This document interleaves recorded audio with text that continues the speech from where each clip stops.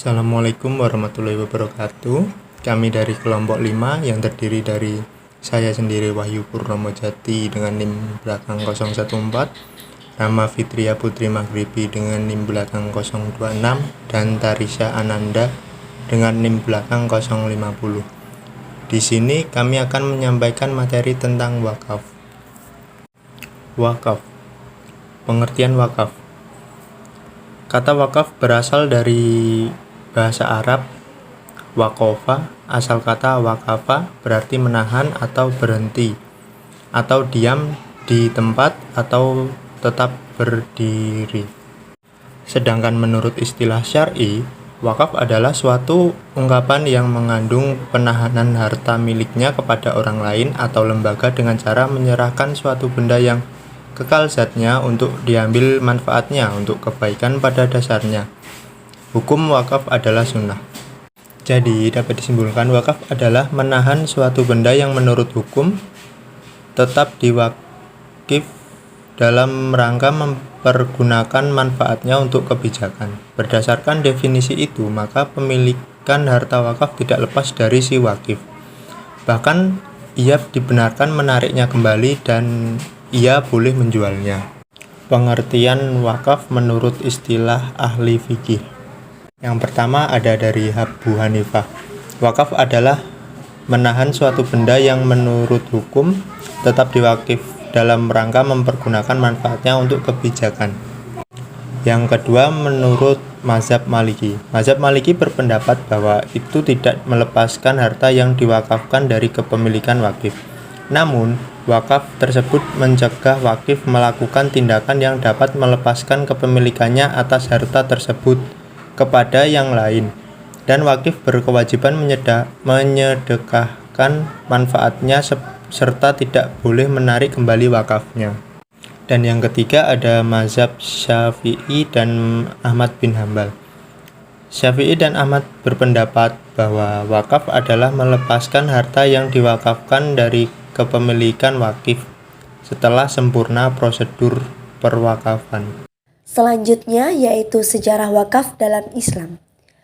Dalam sejarah Islam, wakaf dikenal sejak masa Rasulullah SAW karena wakaf diisyaratkan setelah Nabi SAW di Madinah, yakni pada tahun kedua Hijriah.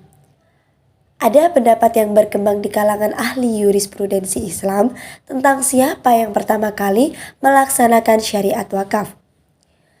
Menurut sebagian pendapat ulama mengatakan bahwa yang pertama kali melaksanakan wakaf adalah Rasulullah SAW, di mana Rasulullah SAW ini mewakafkan harta miliknya untuk dibangun masjid.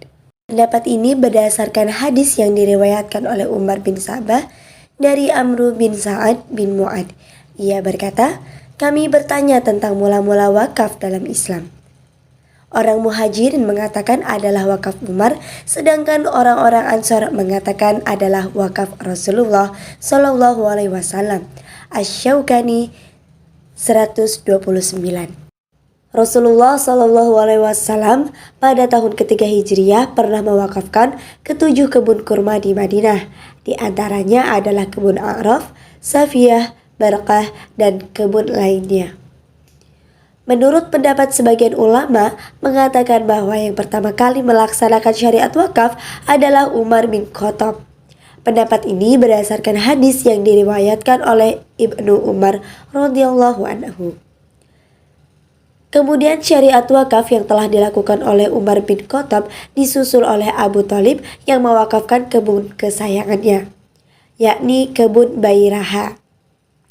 Selanjutnya disusul oleh sahabat Nabi SAW yang lainnya, seperti Abu Bakar yang mewakafkan sebidang hartanya di Mekah yang diperuntukkan kepada anak keturunannya yang datang ke Mekah. Lalu Utsman menyedekahkan hartanya di Khaybar. Kemudian Ali bin Abi Thalib mewakafkan hartanya yang subur. Mu'adz bin Jabal mewakafkan rumahnya, yang populer dengan sebutan Dar al-Ansor. Kemudian pelaksanaan wakaf disusul oleh Anas bin Malik, Abdullah bin Umar, Zubair bin Awam, dan Aisyah putri Rasulullah SAW. Syarat dan rukun wakaf.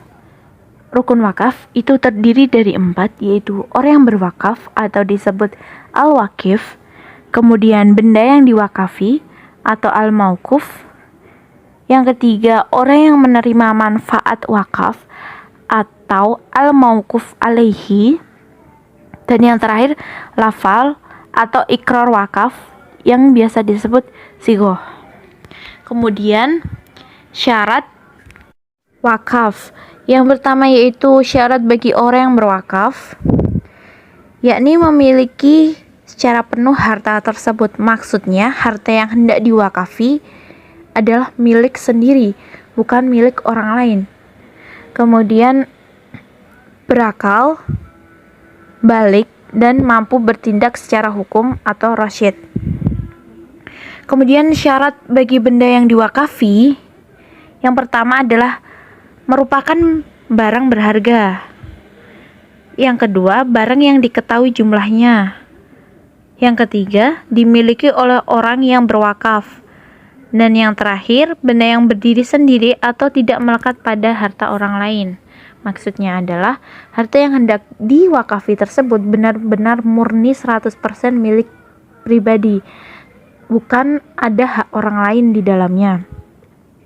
Kemudian syarat bagi orang yang menerima manfaat wakaf, yaitu orang muslim, merdeka, dan kafir zimmi untuk tertentu. Kafir zimmi di sini adalah orang non-muslim yang hidup berdampingan dengan kaum muslim secara rukun dan damai. Nah, golongan ini oleh umat Islam itu wajib untuk dilindungi. Kemudian untuk tindakan tertentu, orang yang menerima harus menjadikan wakaf untuk kebaikan dan dengannya dapat mendekatkan diri kepada Allah. Kemudian yang terakhir yaitu syarat lafal atau ikrar wakaf. Yang pertama yaitu ucapan harus menunjukkan kekal atau tabit, tidak sah bila ucapan dengan batas tertentu. Maksudnya di sini, jika ingin mewakafkan sesuatu itu harus selamanya. Jadi tidak boleh saya mewakafkan tempat ini hanya untuk 2 bulan. Itu bukan termasuk wakaf, tapi termasuk peminjaman atau sewa seperti itu. Kemudian yang kedua, ucapan harus dapat direalisasikan.